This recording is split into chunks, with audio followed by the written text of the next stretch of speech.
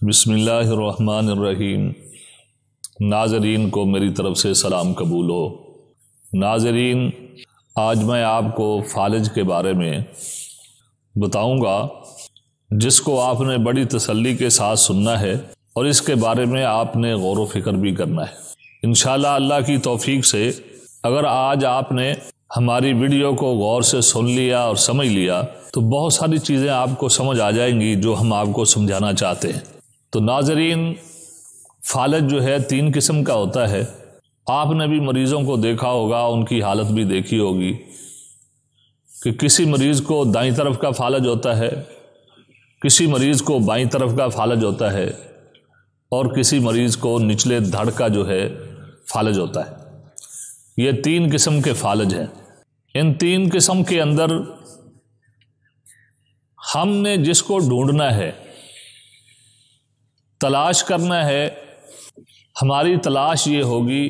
کہ مریض کے بارے میں ہم یہ تشخیص کریں کہ مریض کے اندر کون سا حیاتی عضو پرابلم کر رہا ہے، کس کی وجہ سے یہ بیماری ظاہر ہو رہی ہے، کون سے حیاتی عضو میں تحریک ہے اور کون سا حیاتی عضو تحلیل ہو رہا ہے، کمزور ہو رہا ہے، اور کون سا حیاتی عضو جو ہے سکون میں ہے۔ اس کو آپ نے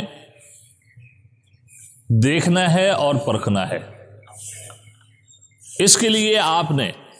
سب سے پہلے نبض کو دیکھنا ہے۔ جب آپ مریض کی نبض کو دیکھیں گے اور اپنے ہاتھ کو مریض کی نبض پر رکھیں گے، بغیر کسی دباؤ کے، بغیر کسی طاقت لگانے کے، صرف جس وقت آپ اپنا ہاتھ مریض کی نبض پر رکھیں گے اسی وقت آپ کو نبض چلتی ہوئی نظر آئے گی، اور یہ نبض 3 انگلیوں تک جو ہے یا اس سے بھی کراس کرتی ہوئی آپ کو نظر آئے گی،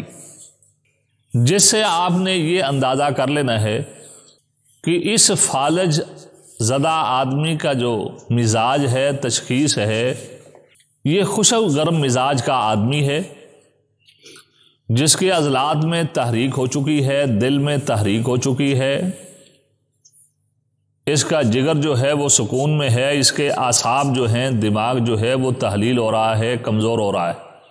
پھر آپ نے اس کے تعین کے لیے اس مریض کا پیشاب چیک کرنا ہے۔ جب آپ اس کا پیشاب چیک کریں گے تو یہ آپ دیکھیں گے کہ اس کے پیشاب کا رنگ سرخ زردی مائل ہوگا، جس کو دیکھ کر آپ تعین کر لیں گے کہ اس مریض کا مزاج جو ہے خشک گرم مزاج ہے۔ اس کے ساتھ ساتھ آپ نے ظاہری علامات کو بھی دیکھنا ہے،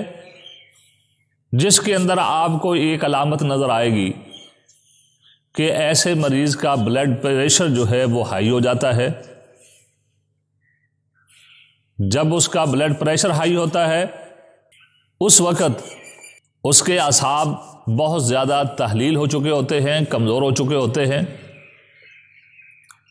اور اس کا جگر بالکل سکون میں ہوتا ہے، اور پھر ایسے مریض کے پیٹ میں ہوا بھی بھرتی ہے۔ کئی مرتبہ تو پیٹ میں ہوا بھرنے کی وجہ سے بلڈ پریشر بڑھ جاتا ہے، اور یہ بھی اسی تحریک میں ہوتا ہے جس میں دل تحریک میں ہوتا ہے، جگر سکون میں ہوتا ہے، اعصاب تحلیل ہو رہے ہوتے ہیں۔ تو اس وقت بلڈ پریشر ظاہری طور پر آپ کو بڑھا ہوا نظر آئے گا۔ تو جب انسان کے جسم میں یہ معاملہ چل رہا ہو کہ دل میں تحریک ہو، غدد جو ہے، جگر جو ہے وہ سکون میں ہو، اعصاب تحلیل ہو رہے ہوں،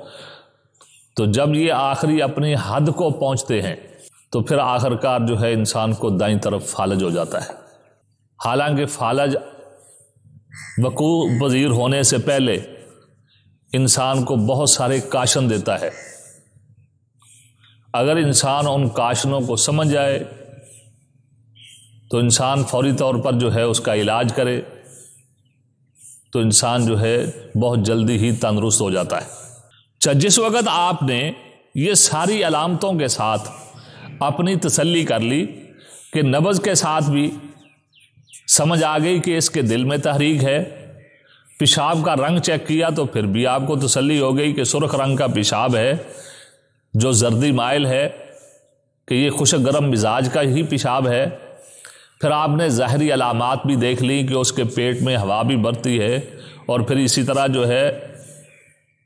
اس کا بلڈ پریشر بھی ہائی ہوتا ہے۔ یہاں پر آپ یہ بات بھی نوٹ کر لیں، سمجھ لیں کہ جس وقت جو ہے دل کی تحریک کی وجہ سے بلڈ پریشر ہائی ہوتا ہے، اس وقت بلڈ پریشر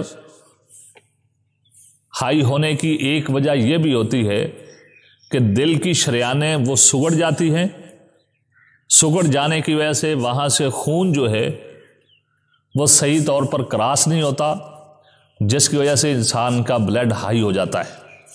اسی طرح جو ہے یہ بات بھی کہی جاتی ہے جو درست ہے کہ جس وقت عضلات کی وجہ سے بلڈ پریشر ہائی ہوتا ہے، دل کی تحریک کی وجہ سے بلڈ پریشر ہائی ہوتا ہے، اس وقت خون بھی گاڑھا ہو جاتا ہے۔ تو جب ساری ان باتوں سے آپ نے تسلی کر لی کہ یہ دائیں طرف کا جو بلڈ پریشر ہے یہ دل کی تحریک کی وجہ سے ہے، تو پھر آپ نے اس کے علاج کے لیے جگر کو تحرک دینا ہے، تحریک دینی ہے، اور دماغ کو آپ نے طاقت دینی ہے، اور دل کو کمزور کرنا ہے۔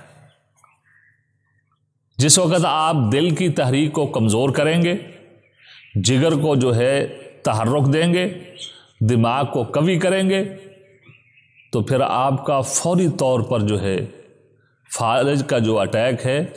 یہ ختم ہو جائے گا، اور آپ کی یہ بیماری بہت جلد ہی دور ہو جائے گی۔ اس کے لیے آپ ہماری ادویات ہیں جن کے نام میں بیان کر دیتا ہوں، باقی لکھ کر جو ہے ہم ویڈیو کے ساتھ لگا دیں گے کہ ان جو ہے نسخہ جات کے اندر کون کون سی دوائی جو ہے ڈالی جاتی ہے۔ ایک دوائی کا نام ہے 4 ملین، اور اسی طرح ایک دوائی کا نام ہے حب شفا، ایک دوائی کا نام ہے 1 ملین، اور ایک جو ہے جوارش ہوتی ہے جس کو جوارش شاہی بولتے ہیں۔ یہ دوائیاں آپ استعمال کریں گے، غذا کے اندر آپ مکھن، بادام اور شہد ملا کر کھائیں گے، مولی، گاجر، کدو، ٹنڈے وغیرہ کا سالن کھائیں گے کالی مرچ ڈال کر، سرخ مرچ آپ نے نہیں ڈالنی، اور کھٹی چیزوں سے آپ پرہیز کریں گے، اور اسی طرح خشک گرم مزاج کی چیزوں سے بھی آپ پرہیز کریں گے۔ یہ ہمارا پہلا لیسن تھا فالج کے بارے میں، جو دل کی تحریک کی وجہ سے اور جگر کی سکون ہونے کی وجہ سے، جگر میں سکون ہونے کی وجہ سے اور اعصاب میں تحلیل ہو کر کمزور ہونے کی وجہ سے فالج ہوتا ہے، جس کے اندر اعصاب اتنے کمزور ہو جاتے ہیں کہ پھر وہ دل کو اپنا پیغام رسانی کا کام بند کر دیتے ہیں، جس کی وجہ سے عضلات بھی مفلوج ہو جاتے ہیں اور اعصاب بھی مفلوج ہو جاتے ہیں۔ جزاک اللہ خیر۔